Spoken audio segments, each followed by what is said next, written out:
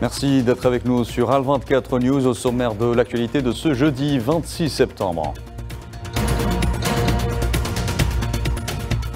Agression de l'entité sioniste contre le Liban. Le Conseil de sécurité des Nations Unies appelle à un cessez-le-feu immédiat. L'Algérie dénonce la politique d'escalade de l'entité sioniste dans la région du Proche-Orient.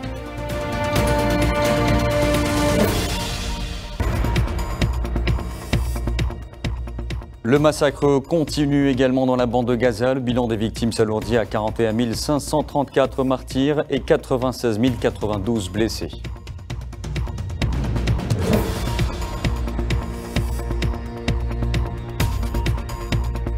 Le gouvernement algérien décide de rétablir avec effet immédiat l'obligation d'obtenir le visa d'entrée au territoire national pour tous les ressortissants étrangers détenteurs de passeports marocains.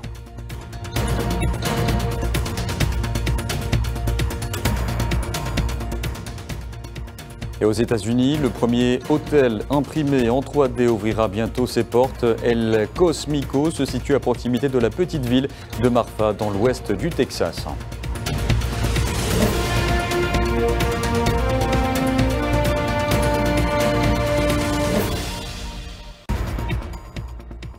Bonsoir à tous et avant de développer ces titres, le président algérien, chef suprême des forces armées, ministre de la Défense nationale, Abdelmadjid Tebboune, a présidé ce jeudi une réunion du Haut Conseil de sécurité restreint selon un communiqué de la présidence de la République.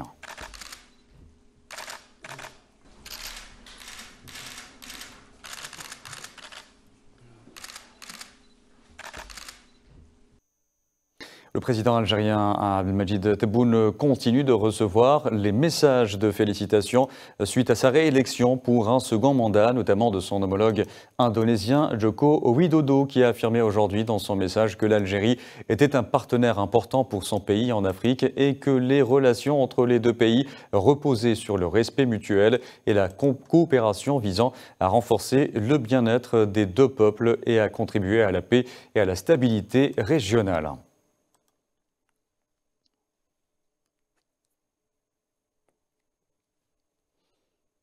Le président polonais Andrzej Duda a à son tour félicité le président algérien Abdelmadjid Tebboune pour sa réélection. À cette occasion, le président polonais s'est dit disposé à œuvrer avec lui au développement des relations de coopération entre les deux pays fondées sur le respect mutuel au mieux des intérêts des deux peuples, saluant le rôle central et de premier plan que joue l'Algérie en faveur de la sécurité et de la stabilité au niveau régional.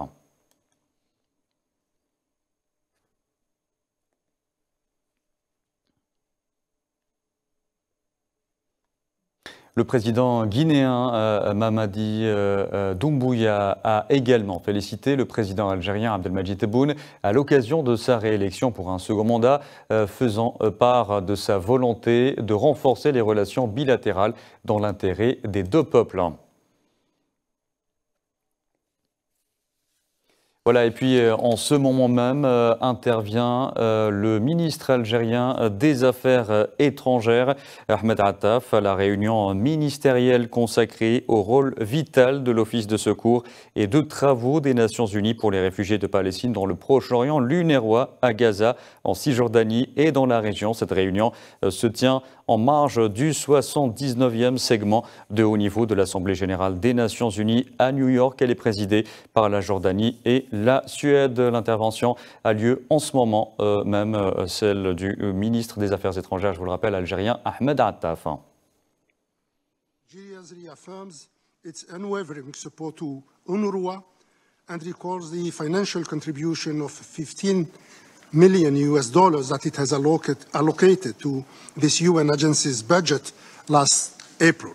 I would like to conclude by reaffirming Algeria's strong and sincere commitment to continue extending its support to UNRWA because of what it represents, for what it brings, and for all that it symbolizes for the Palestinian people in general and for the Palestinian refugees.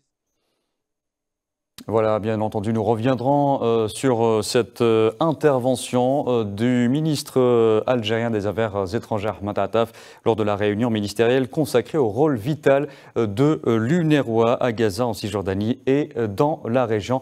Nous reviendrons bien entendu sur ces propos dans nos prochaines éditions. Restez avec nous à suivre tout de suite la situation, notre dossier consacré à la situation au Liban.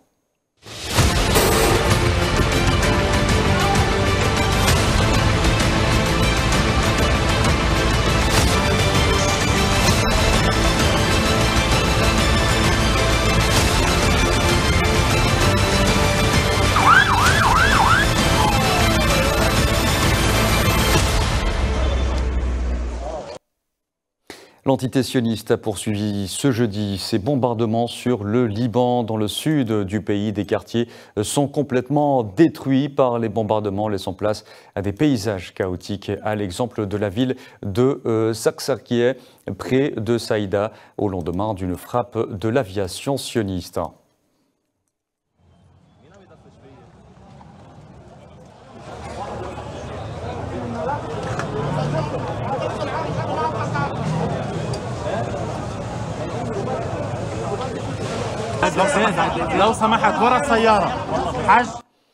Et l'ONG Human Rights Watch a averti que les raids sionistes sur le Liban exposaient la vie des civils à un grave risque, appelant à diligenter une enquête internationale sur l'agression afin de tirer des conclusions sur les violations du droit international et formuler des recommandations pour que les auteurs de telles violations en soient tenus responsables.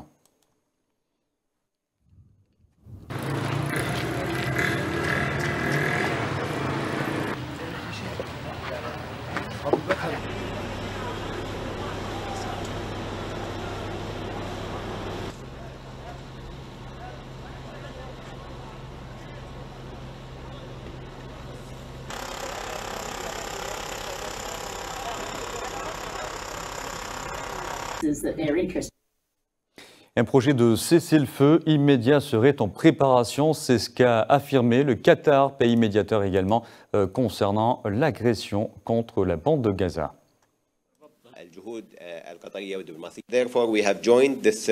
C'est pourquoi nous nous sommes associés à cette déclaration commune et nous travaillons avec nos partenaires pour veiller à ce qu'il y ait un cessez-le-feu immédiat au Liban et que nous nous efforcions de sortir de l'escalade actuelle. De toute évidence, nous poursuivons nos efforts sur l'autre voie, celle des pourparlers concernant Gaza. De son côté, le président américain Joe Biden a appelé à ce que le conflit au Proche-Orient ne s'étende pas, soulignant que la déclaration commune des États-Unis et de la France avait reçu le soutien de l'Europe et des pays arabes.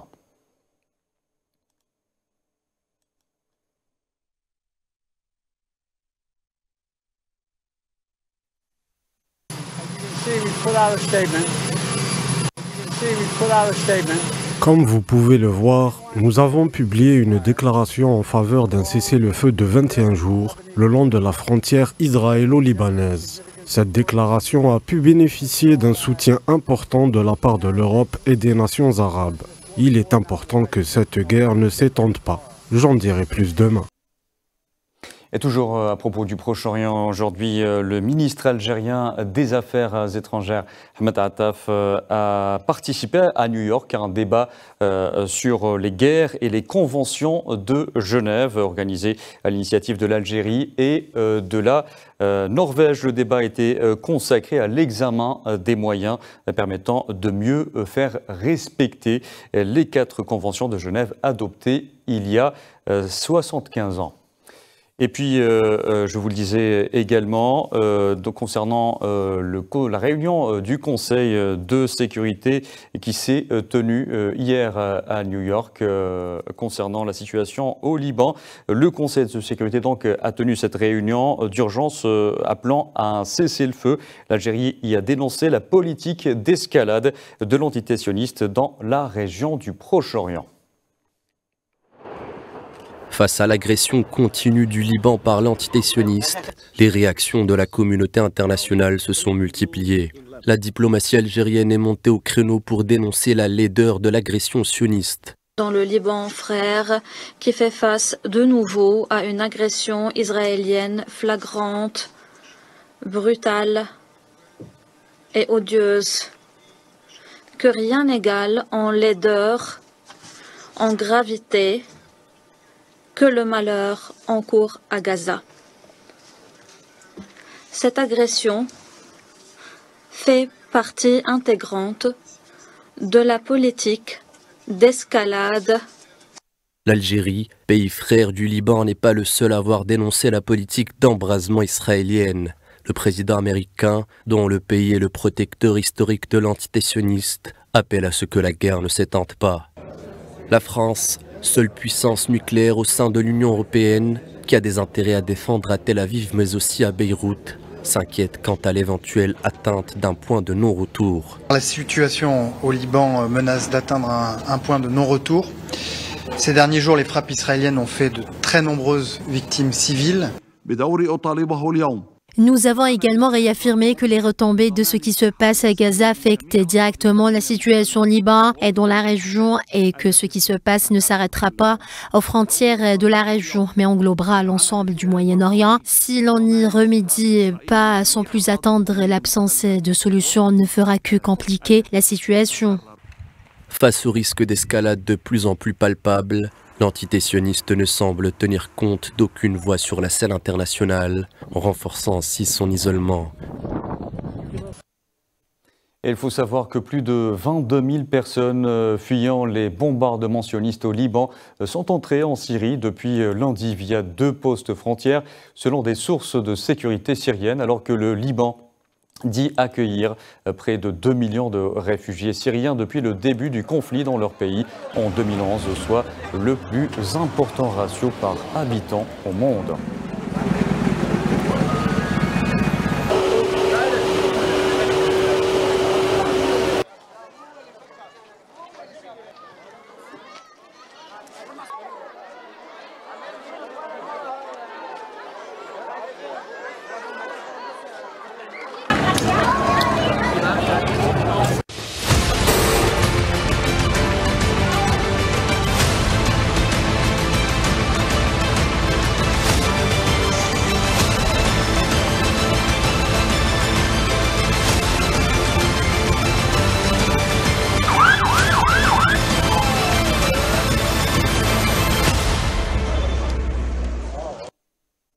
Et je vous le disais en titre, le massacre continue dans la bande de Gaza. Dans leur dernier bilan, les autorités palestiniennes de la santé ont affirmé qu'au moins 39 Palestiniens étaient tombés en martyrs et 86 autres ont été blessés au cours de ces dernières 24 heures, dont 4 massacres, ce qui porte le bilan des victimes depuis le 7 octobre à 41 534 martyrs et 96 092 blessés.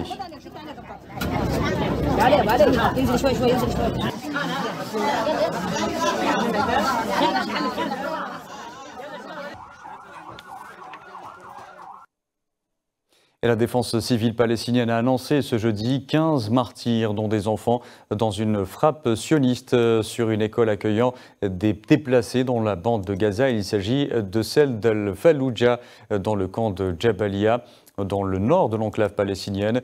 D'autres écoles de la bande de Gaza ont été visées ces derniers mois par les forces sionistes, où des milliers d'habitants de Gaza ont trouvé refuge.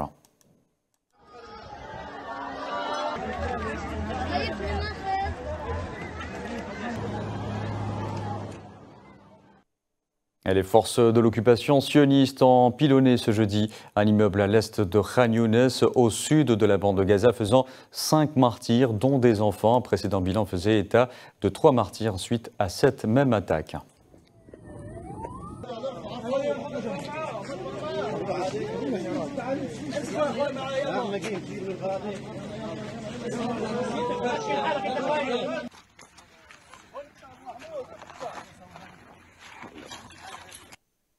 Retour à l'apprentissage, c'est le programme que vient de lancer l'UNRWA au profit des enfants de la bande de Gaza privés de scolarité depuis près d'1 an. Ce programme ambitionne de s'étendre à près d'une centaine d'écoles et propose aussi bien des activités artistiques que sportives. Sohila Kilal.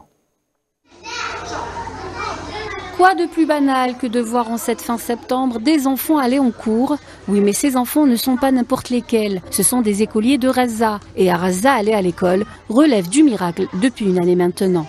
Grâce à Retour à l'apprentissage, programme initié par l'UNRWA, pas moins de 28 000 enfants de l'enclave palestinienne vont pouvoir renouer avec l'apprentissage scolaire tout en bénéficiant d'activités ludiques et sportives. Dans cette école de Deir el-Balah, une vingtaine d'enseignants dispensent différents cours à environ 300 élèves de tout âge. Les conditions sont rudimentaires, certes, pas de cloche, pas de chaise, ni de bureau, mais l'initiative représente un énorme pas en avant pour les Razaouis.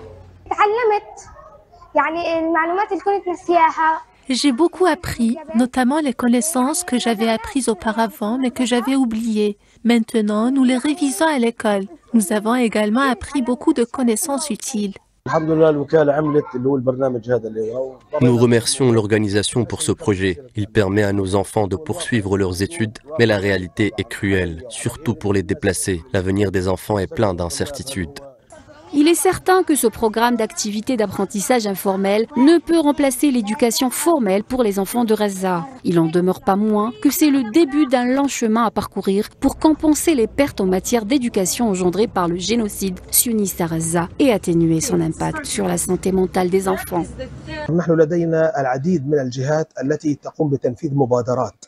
De nombreuses institutions mettent en œuvre de tels programmes éducatifs, mais ces programmes ne peuvent pas remplacer le système éducatif traditionnel, c'est-à-dire que les élèves retournent à l'école pour recevoir une éducation formelle. Nous appelons une fois de plus à la fin de la guerre et à l'arrêt des attaques contre le système éducatif, afin que les élèves puissent retourner à l'école. Depuis le début de l'agression sioniste sur Raza, plus de 600 000 enfants n'ont plus accès à l'école et plus de 25 000 en âge de scolarité ont été tués ou blessés dans des frappes sionistes. L'impact de ce génocide sur les infrastructures éducatives de l'enclave a été dévastateur. Environ 90% des bâtiments scolaires publics ont été détruits et les 12 universités ont été toutes endommagées ou détruites. Depuis le 7 octobre 2023, les petits Razaouis sont témoins de ce qu'aucun enfant ne devrait vivre. Ils ont été contraints de fuir leur foyer, ont perdu des êtres chers, ont été privés d'eau et de nourriture, privés de leur innocence tout simplement. Et les forces de l'occupation sioniste ont arrêté ces mercredis et jeudi au moins 25 Palestiniens dans différents gouvernorats relevant de la Cisjordanie occupée, dont une personne blessée. Le nombre total des arrestations depuis le 7 octobre s'élève à 10 900 selon la Commission pour les affaires des prisonniers et le Club des prisonniers palestiniens. Et Reporters sans frontières a lancé ce jeudi une série d'opérations coup de poing à travers le monde en hommage aux journalistes assassinés à Gaza où l'information est en péril selon l'ONG.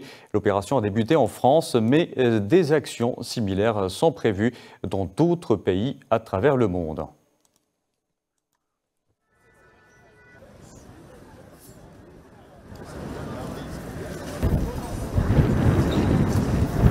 On sait à Reporters sans frontières, c'est qu'on ne demande pas au gouvernement de s'exprimer et de condamner, on leur demande d'agir. Et là-dessus, en termes d'efficacité de l'action, force est de reconnaître qu'il ne se passe rien. La situation est assez strictement la même depuis octobre dernier. Et le quotidien des journalistes palestiniens, c'est un quotidien extrêmement dégradé. Ils doivent jusqu'à l'épuisement couvrir un conflit qui est particulièrement meurtrier et avec le risque d'être ciblés et même diffamés si jamais ils périssent. On a vu plusieurs journalistes qui ont fait l'objet de déclarations complètement outrageuses de la part des forces armées israéliennes.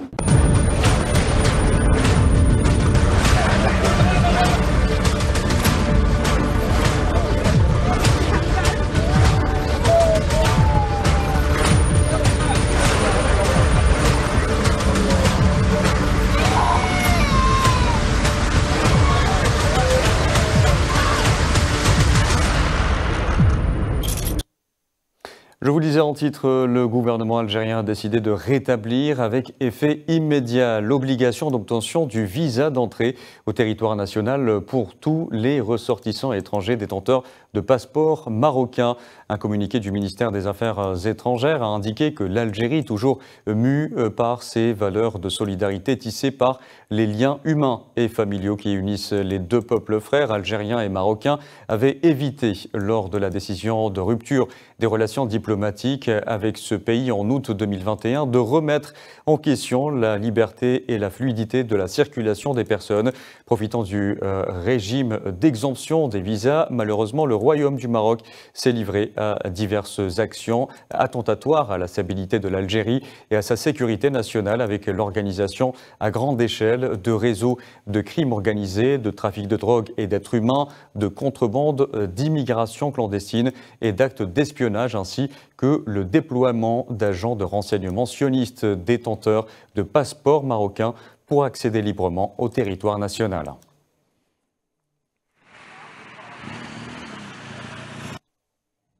Dans l'actualité également, l'ONU a exhorté les États membres à prendre des mesures concrètes pour protéger les civils au Soudan et user de leur influence pour mettre fin aux horribles violations des droits de l'homme. La guerre qui fait rage au Soudan et la crise alimentaire catastrophique qu'elle a déclenchée étaient au centre d'une réunion de haut niveau organisée hier au siège de l'ONU à New York en marge du débat général de l'Assemblée générale des Nations unies. Près de 18 mois après le déclenchement de la guerre au Soudan, plus de 10 millions de personnes ont été déplacées, dont la moitié sont des enfants.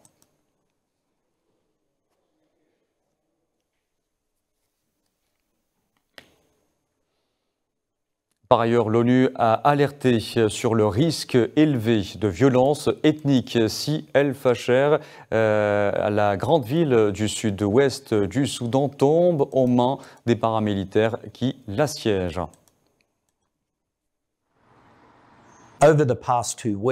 Au cours des 2 dernières semaines, la bataille d'El Fasher dans le nord du Darfour, au Soudan, s'est considérablement intensifiée.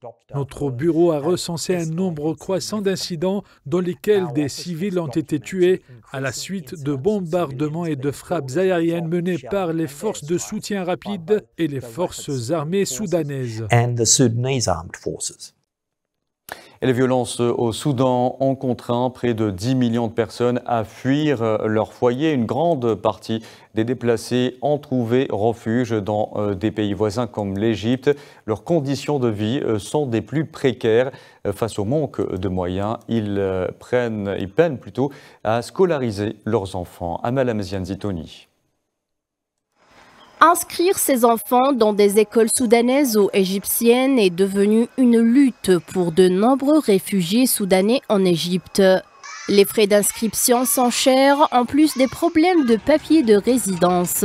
Suzanne Adam Suleiman a fui le conflit dans son pays d'origine, le Soudan. Elle s'est rendue en Égypte avec ses 5 enfants et sa sœur. La famille vit dans un appartement partagé avec d'autres réfugiés soudanais. Suleiman dit que son principal espoir est de trouver un moyen d'inscrire ses enfants à l'école.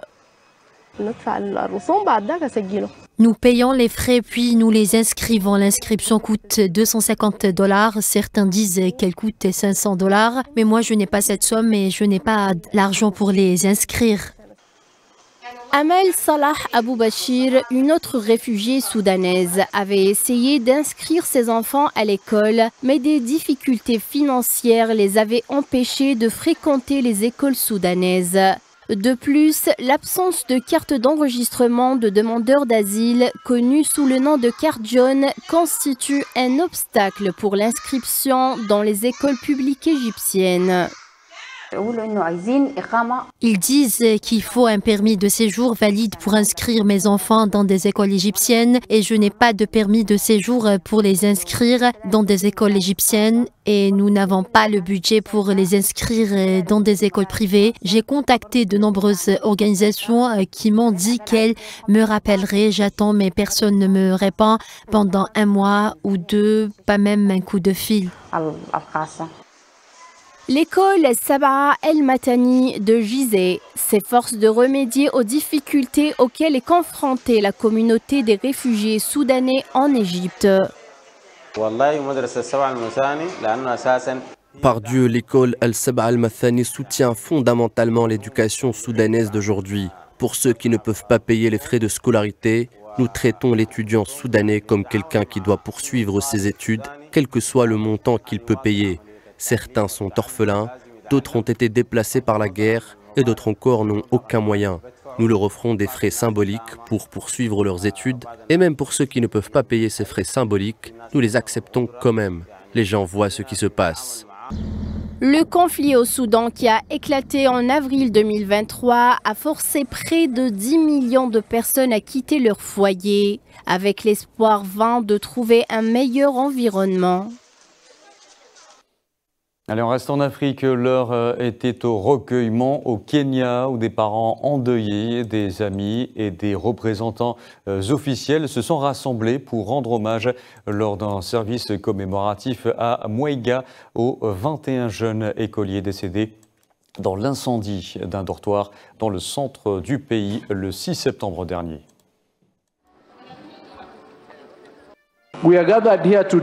Nous sommes réunis ici aujourd'hui avec un profond sentiment de perte.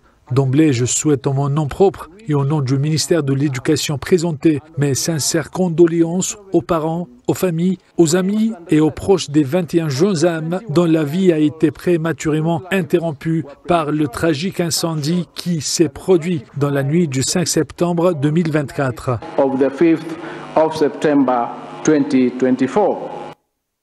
Santé en Afrique, le virus Mpox continue de s'étendre, notamment en Afrique australe, en République démocratique du Congo, épicentre de la maladie. Une campagne de vaccination à grande échelle sera lancée à partir du 2 octobre. L'acheminement du vaccin est, lui, un véritable défi à relever pour les autorités. Naliman Zekar. Difficile de se frayer un chemin dans les bourbiers. À quelques jours du lancement de la campagne de vaccination contre la variole du singe en RDC, le mauvais état des routes complique la riposte, alors que les vaccins doivent être conservés à moins 20 degrés. Dans la ville de Kamituga, fief de la maladie, les voyageurs s'entassent dans des taxis de fortune ou même sur des motos, un paradis pour le virus qui se propage à une vitesse éclair. Les habitants tentent bien que mal de contenir l'épidémie, mais ils ne peuvent pas se permettre d'arrêter de travailler. Nous, les motards, sommes les premiers à être en danger parce que nous transportons des clients sans savoir s'ils sont contaminés ou pas. On peut transporter un malade aussi sans savoir qu'il a le Mpox. Nous sommes vraiment en danger. C'est pourquoi nous essayons de porter des vestes à manches longues pour limiter le contact physique. Selon les autorités sanitaires de la province du Sud Kivu, la ville compte déjà plus d'1 millier de cas confirmés. Faute de routes praticables, ce sont les motards qui assurent le transport des malades vers l'hôpital. En première ligne, ils font partie avec les soignants des personnels prioritaires pour la vaccination. C'est très important qu'on nous apporte le vaccin pour nous protéger et surtout nous les motards ainsi que nos familles. Si la vaccination est faite, on mettra fin à cette maladie et l'épidémie sera éradiquée. Comptant près de 300 000 habitants, la ville ne dort presque jamais. L'activité y est constante, ce qui constitue un réel danger. La population difficile à contrôler rend la prévention quasi impossible. Le premier défi pour nous, ce sont les moyens. Aujourd'hui, nous avons Kamituga avec 25 aires de santé. Les moyens à notre disposition nous permettent de couvrir 5 aires de santé. Nous sommes en train de faire des plaidoyers pour que nous puissions monter de 5 à 11 aires de santé parce que jusqu'à ce jour, il y a 11 aires de santé qui continuent à notifier des cas.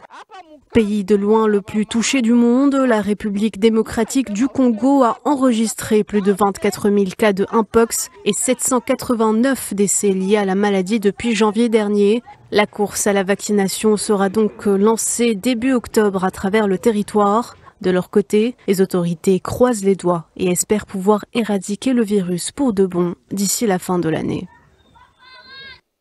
Et avant de quitter l'Afrique, petit détour vers le Niger, ses ruelles tortueuses, sa mosquée du XVIe siècle et ses maisons ocre en fait la réputation d'Agadez, inscrite au patrimoine mondial de l'UNESCO. La cité historique aux portes du désert est aujourd'hui plus que jamais menacée par les inondations. Asma Laïd. Au Niger, les joyaux de la cité historique d'Agadez menacés par les inondations, les fortes pluies fragilisent les monuments emblématiques de la ville, inscrite en 2013 au patrimoine mondial de l'UNESCO. Dominée par sa mosquée du XIVe siècle, la cité historique d'Agadez subit beaucoup de dégâts. Des mares débordent, beaucoup de maisons se sont effondrées, même la grande mosquée n'est pas épargnée. Des images montrent des piliers de cette mosquée rangés par les eaux et des maisons réduites en tas de gravats. Il y a eu trop de dégâts dans la ville historique. Beaucoup de maisons, de murs se sont effondrés. Personne ne peut pour le moment évaluer les dégâts. Il faut faire une bonne estimation pour mesurer l'étendue des dommages. Certains résidents n'ont même pas voulu déclarer aux autorités les dégâts qu'ils ont subis. La ville historique est menacée par les pluies, surtout qu'elle ne dispose pas de système d'évacuation des eaux de ruissellement qui causent le plus de dégâts. Certains quartiers disposent de ces systèmes, mais ne sont plus efficaces, car au lieu d'évacuer les eaux hors de la ville, ils les refoulent vers l'intérieur et provoquent des inondations. Les débordements de cours d'eau ne sont plus rares dans ce pays au climat aride. Dans la vieille ville, les maisons ocre construites traditionnellement en banco, de l'argile mélangée avec de la paille s'effondrent et les habitants lancent un cri du cœur aux autorités. Je lance un cri de cœur aux autorités. Nos maisons ont vraiment besoin d'entretien. Les maisons sont vieilles, les eaux ont fragilisé les fondations. Certaines maisons sont debout, mais en réalité, elles sont trop vulnérables. Donc si les pluies continuent, ça va leur donner le coup de grâce. À ceux qui ne veulent pas qu'on utilise des matériaux modernes dans la vieille ville, comme le ciment, il faudrait qu'ils s'engagent à venir sauver la ville, car elle a besoin d'assistance. Les colmatages des maisons ne suffisent plus, les murs ne tiennent plus, il faut apporter de l'aide dans les meilleurs délais. Aucune région du Niger n'a été épargnée par les inondations, ni même la capitale, Niamey.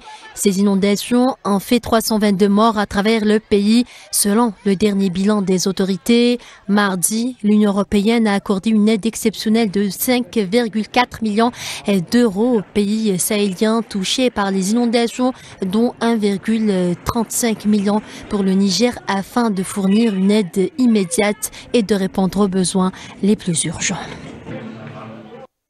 Allez, direction les États-Unis à présent pour évoquer le personnage de Josh Shapiro. Ce nom ne vous dit peut-être rien, mais il pourrait être le futur vice-président des États-Unis si les démocrates l'emportent en novembre. Portrait signé Karim Boaziz. Elle n'a pas résisté malgré les avertissements de l'aile gauche démocrate, mais Kamala Harris finira par le nommer en tant que colistier. Les mauvaises langues l'adoubent du doux colibé Genocide Josh. Josh Shapiro pourrait être le futur vice-président des États-Unis si les démocrates l'emportent en novembre. Les accointances de ce dernier avec l'entité sioniste se font jour depuis le génocide à Gaza. Et rien à voir avec la confession juive de cet ancien gouverneur de l'État de Pennsylvanie. Plutôt à cause d'un article récent où l'on apprend que quand il occupait les bancs de l'université de Rochester dans l'État de New York, il fut à un moment donné un ancien volontaire de la soldatesque occupante sioniste. Il ira même jusqu'à affirmer dans la foulée que les Palestiniens étaient bien trop belliqueux pour rechercher la paix. Ce passif marqué du côté de la politique coloniale a suscité moult interrogations au sein des médias américains. Son porte-parole a tenté de rappeler que son patron, alors, avait 20 ans. Expérimenté après quelques années assistante de Carl Levin, sénateur du Michigan, et réélu plus tard en 2008 à 3 reprises à la Chambre des représentants de Pennsylvanie, il jettera son dévolu sur un certain Barack Obama alors que l'establishment démocrate penchera pour Hillary. Militant pour le droit de l'avortement, malgré ses 4 enfants, un cursus religieux à l'Akiba Hebrew Academy de Philadelphie. Mais au-delà, le choix de Kamala Harris peut s'expliquer à travers un autre facteur. La Pennsylvanie est à clé ou swing state, ayant voté pour Trump en 2016, puis Biden en 2020, après un atermoiement autour du scandale des bulletins par correspondance. Généralement, le vainqueur de la Pennsylvanie devient président des États-Unis. Shapiro et son ancrage, facteur donc déterminant pour Harris. Shapiro se démarquera également en critiquant Liz McGill, présidente de l'Université de Pennsylvanie, qui avait plaidé pour la liberté d'opinion pour les étudiants pro-palestiniens lors des manifestations sur le fond du génocide à Gaza. En tant que procureur, il partira en croisade sur les allégations de viol traversant l'Église catholique ou ses poursuites contre l'entreprise Purdue Pharma avec le scandale de l'Oxycontin, une drogue légale et ses 600 000 morts en 20 ans. Aucun dirigeant de l'entreprise ne palpera du barreau, mais finiront par payer une amende de 4 milliards de dollars en face des 30 milliards de bénéfices. Les fondateurs, les frères Shackler, peuvent dire merci à leur coreligionnaire Shapiro, mais c'est probablement une coïncidence. Et pour finir, c'est encore Josh Shapiro qui luttera contre les nombreuses actions en justice intentées par les républicains pour contester la victoire de Joe Biden en 2020. Josh Shapiro, donc un atout maître pour Kamala Harris. Et toujours aux États-Unis, les élus américains du Congrès ont adopté un texte qui permet de financer le budget du gouvernement jusqu'en décembre et éviter ainsi un shutdown, cette paralysie des services fédéraux après d'un mois de l'élection américaine entre Kamala Harris et Donald Trump.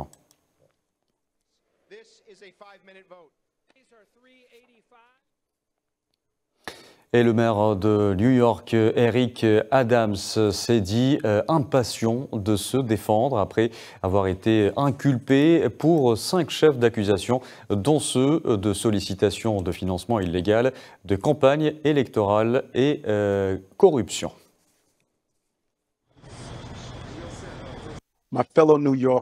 Chers concitoyens de New York, je crois maintenant que le gouvernement fédéral a l'intention de m'accuser de crime. Si c'est le cas, ces accusations seraient entièrement fausses, fondées sur des mensonges, mais elles ne seraient pas surprenantes. J'ai toujours su que si je défendais votre cause à tous, je serais une cible, et je le suis devenu. L'état d'urgence a été déclaré à Quito, la capitale de l'Équateur, alors que des feux de forêt continuent de dévaster des centaines de parties de la ville. La décision a été prise par le comité des opérations d'urgence de Quito après avoir évalué les dommages causés par un gigantesque incendie dans la zone de Guapulo, dans l'est de la ville.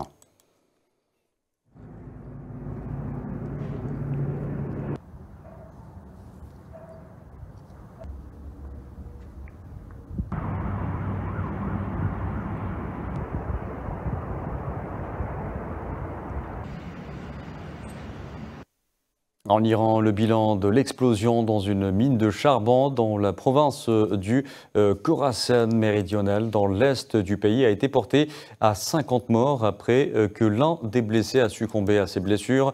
Sur les 16 travailleurs blessés dans l'explosion dans cette mine, dans le comté de Tabas, 2 sont dans un état critique et un autre a été déclaré décédé suite à la constatation de sa mort cérébrale.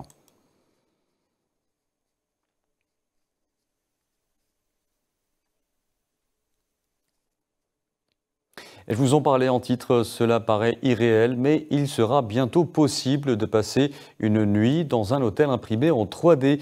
El Cosmico aux États-Unis est un hôtel unique au monde et il ouvrira ses portes à proximité de la petite ville de Marfa, dans l'ouest du Texas. Iman Merad. L'impression 3D serait-elle un compromis dans le secteur de la construction pour réduire son impact environnemental ? En voici un exemple concret avec l'hôtel El Cosmico rénové avec la technologie d'impression en 3D qui a permis de respecter les contraintes éco-énergétiques et de réduire le coût financier de cet ensemble architectural peu conventionnel. L'objectif est d'agrandir El Cosmico, inclure 43 unités hôtelières et 18 maisons résidentielles supplémentaires imprimées en 3D par la société Icon. La technologie d'impression en 3D a permis cette rapidité, requérant moins d'énergie et de main-d'œuvre, une technique qui affaiblit aussi le coût de construction. So in the conventional construction method, there are a lot of workers on site. Dans la construction traditionnelle, il y a beaucoup de travailleurs sur le chantier et même s'ils ne sont pas vraiment qualifiés, ils savent très bien ce qu'ils font pour le travail spécifique qu'ils effectuent. Mais pour l'impression en 3D, on supprime beaucoup de ces emplois et il suffit de quelques personnes capables de travailler avec l'imprimante 3D, ce qui pourrait en faire partie. Évidemment, du point de vue de la construction, ce ne sera pas un désavantage, car ce sont elles qui le feront. Mais je pense que du point de vue social et de l'effet sur l'économie en termes d'emplois locaux, en particulier dans les zones reculées, cela pourrait être un défi que nous devons prendre en compte lorsque nous allons adopter la méthode d'impression en 3D. Les partenaires du projet ont qualifié cet hôtel de premier hôtel imprimé en 3D au monde. Une imprimante 3D de taille industrielle extrude couche après couche un mélange de béton pour former les murs des 2 premières unités modèles de l'hôtel.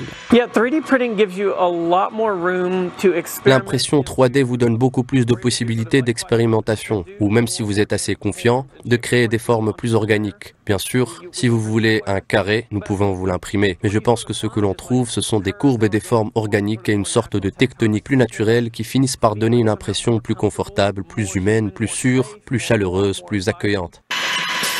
L'impression en 3D offrira-t-elle une solution de construction plus acceptable sur le plan environnemental, à l'instar de la terre brute utilisée pour la rénovation de l'hôtel El Cosmico? Ce sont davantage des matières durables qui sont utilisées lors de l'impression. On utilise d'ailleurs la quantité nécessaire de matériaux pour imprimer ce qu'il faut, ce qui réduit la proportion des déchets par rapport à une construction en béton. En plus de ce projet hôtelier dans l'ouest du Texas, Icon achève un quartier de maisons imprimées en 3D près d'Austin et travaille aussi avec la NASA pour développer des systèmes d'impression 3D permettant de construire des structures sur la Lune. Alors l'impression 3D serait-elle la construction de l'avenir ? Allez, parlons cinéma en Algérie avec la poursuite des rencontres cinématographiques de Béjaïa, marquée notamment par la première projection algérienne du film Des hommes libres, un documentaire à la mémoire de Kateb Yassine. L'ouvrage est dédié à la vie et à l'œuvre ainsi qu'aux enseignements de la pensée de cette grande figure intellectuelle algérienne.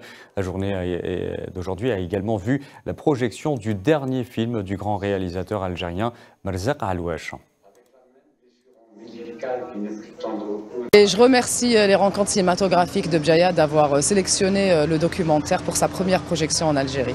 Beaucoup d'émotions de présenter ce film documentaire sur Kateb Yassine qui s'appelle Des hommes libres pour la première fois en Algérie devant un public qui était très réceptif et qui m'a donné beaucoup d'émotions avec ses différentes réactions tout au long du documentaire.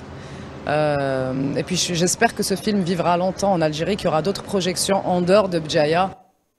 Et le travail mémoriel au service de la construction nationale et de la compréhension des enjeux du moment, c'est également au cœur du film Des hommes libres. On écoute l'artiste algérien et fils de Kateb Yassine. Il y a une véritable démarche mémorielle, mais il y a surtout la volonté de créer de la mémoire pour l'avenir. Et donc c'est le premier jalon d'un travail que j'ai envie de développer et auquel je veux faire participer le maximum d'intervenants, d'artistes, etc.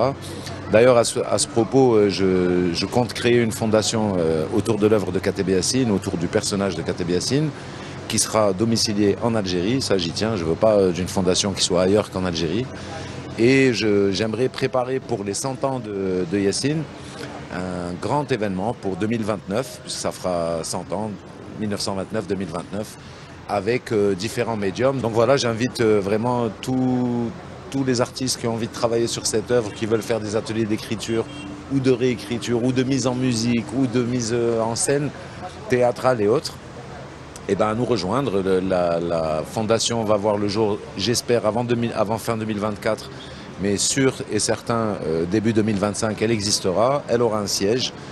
Et donc nous vous invitons tous à apporter votre pierre à l'édifice, que ce soit en apportant par exemple, il y a des gens qui ont encore des lettres de Yassine que j'ai jamais lues, il y a des gens qui ont des habits à Yassine, il y a des gens qui ont des livres de Yassine. Voilà, tout ça, je pense qu'on peut centraliser et faire un véritable pôle de ressources katébien, avec aussi un lieu de création culturelle katébien, mais qui va même au-delà de Kateb, parce que je pense que c'est ce qu'il voulait lui-même, c'était voilà, c'était que son œuvre dépasse sa personne et voilà, c'est ça le but. Je pense que quand on veut rendre hommage à quelqu'un, la meilleure façon c'est de continuer son combat, pas de le pleurer ou de faire des hommages symboliques. Voilà. La coopération culturelle et la coproduction cinématographique sont également un axe important afin d'accompagner la volonté de promotion du développement de l'industrie cinématographique en Algérie. Nous-mêmes, à l'Institut français d'Algérie, on pense qu'effectivement le cinéma est une piste de coopération naturelle avec l'Algérie qui elle-même a des intentions très claires de développer aussi le secteur du cinéma ici en Algérie. Donc évidemment qu'on est très heureux de travailler à des possibilités de partenariat. On a organisé, nous, des rencontres cinématographiques entre des producteurs algériens et des producteurs français. C'était il y a quelques mois à Marseille. Et donc voilà, on est ravis d'accompagner toutes les initiatives que pourront prendre les autorités algériennes pour poursuivre ce travail de coopération dans la filière du cinéma. Et en France, une exposition dévoilant des planches de la bande dessinée Swan rencontre Rock Memories est présentée au marché Dauphine à Saint-Ouen, en banlieue parisienne, jusqu'au 30 novembre, le 9e art. Et cette fois-ci sur des histoires insolites qui seraient arrivées à des légendes du rock telles que Kurt Cobain, John Lennon ou encore David Bowie. Maria Schouyer. Rendez-vous dans 2 jours pour la rencontre de Rock Memories, une bande dessinée française qui navigue entre divers artistes rock américains et britanniques. Dans un album qui retrace avec humour le parcours de légendes qui ont laissé une empreinte indélébile dans le monde de la musique. Et quoi de mieux qu'un art né dans la même ère que ce genre musical pour raconter ses dessous. Et on parle d'une époque du rock, et s'il y a bien un trait de dessin qui est cohérent avec le rock, c'est le pop art. Et c'est ce style un peu à mi-chemin entre un comics et le pop art. Et ça permet de créer des personnages vraiment ressemblants. Ce qui n'est pas le cas dans d'autres styles de dessin, forcément, où ça va être très difficile. Ces auteurs de bandes dessinées font un passage en revue des plus grandes légendes du rock, à savoir Kurt Cobain, John Lennon, David Bowie et d'autres. Ils dessinent la musique en retraçant la vie de ces musiciens dans leur parcours parfois tragique, d'autres fois fascinant. La colorimétrie, elle me vient de mon enfance, des comics, Marvel, Strange, où les dessinateurs, pour des raisons de budget, n'avaient droit qu'à 2 couleurs. Ce qui explique que Spider-Man est rouge et bleu, que Hulk est violet et vert, etc. etc. Et j'ai trouvé que c'était tellement fort que j'ai eu envie de faire un clin d'œil et de reprendre les codes couleurs propres à chacun des artistes dont on parle et de décliner cette idée. Donc la voiture de Ted Bundy, qui a croisé le serial killer qui a croisé la route de Debbie Harry et qui a voulu l'embarquer pour un tour en voiture assez meurtrier et dont elle a réussi à s'échapper en sautant en pleine course. Voilà, donc c'est dans cette voiture que ça se passe. Ce n'est pas la première fois que le 9e art s'aventure du côté de la musique. Mais cette fois-ci, une exposition organisée et conçue par François Darmini dévoile des planches à tirage limité et des œuvres originales à la Galerie Dauphine jusqu'au mois de novembre. Un rendez-vous qui rythme les notes du jazz en images narratives. Voilà, et c'est ainsi qu'on arrive à la fin de ce journal. Merci à vous de l'avoir suivi. Vous pouvez revoir ce programme sur le site d'Al24 News ou à travers nos différentes plateformes en scannant le QR code qui s'affiche en bas de votre écran. Excellente soirée à tous.